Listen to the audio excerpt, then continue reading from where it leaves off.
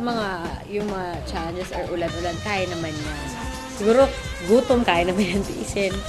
Ang sinasabi niya sa akin ngayon, ang hindi niya kaya, itong nakikita niyang skin ko na puro mosquito bites, niknik, yun yung hindi niya ata kaya. Baka dahil doon, baka mag-fit siguro daw siya. Pero yun, sa tingin ko kaya naman niya. Kasi, ano naman yan eh, hindi naman yan maarte. So, kaya naman yan. Siguro magdadala lang siya ng jogging pants or ganyan, para hindi siya kagatin.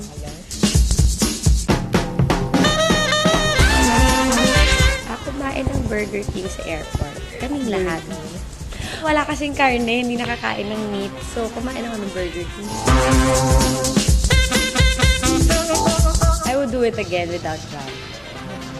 To see kung hanggang saan ko kaya nang ako lang talaga. Nang kahit gusto ko nang umiyak, yung magiging mas matapang ako dahil ako lang, wala akong sasandalang ibang tao.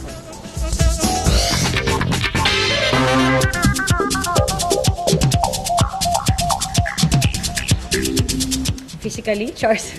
Physically, mas malaki na yung boobs ko. Mas sexy na ako dahil galing akong Survivor. Mas payat ako. Siyempre, mas nag-mature na ako. Tsaka, bago na ang boyfriend ko. Kasi nung last na nag-cover ako si Victor Neri pa, my God. Marami na nagbago. Like, before kontra-kontrabida, ngayon nakakapag-lead na ako. Naging leading lady na rin ako. Like, sa Zorro, naging leading lady na ako ni Richard. Ganyan.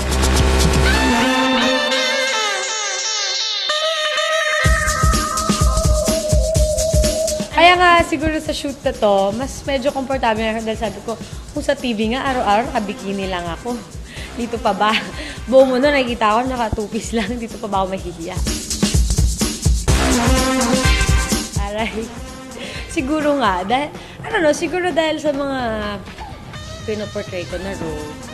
Although, hindi na nga masyado.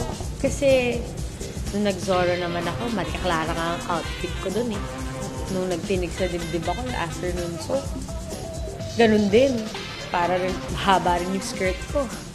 Tapos yung first time naman, before Survivor, teacher naman ako. Depends, siguro dahil nga dahil nag-post na ako sa FHM. And then, pag nag-SOP before or Party Pilipinas, laging sexy prod, ganyan. So, kaya kami nila Era, nila Iwa, ganun yung tinawag na sa amin. But it's not a bad thing naman, di ba? Parang pag sa amin sexy actress, it's fine. It's not naman parang, sexy actress. But it's okay. I don't mind.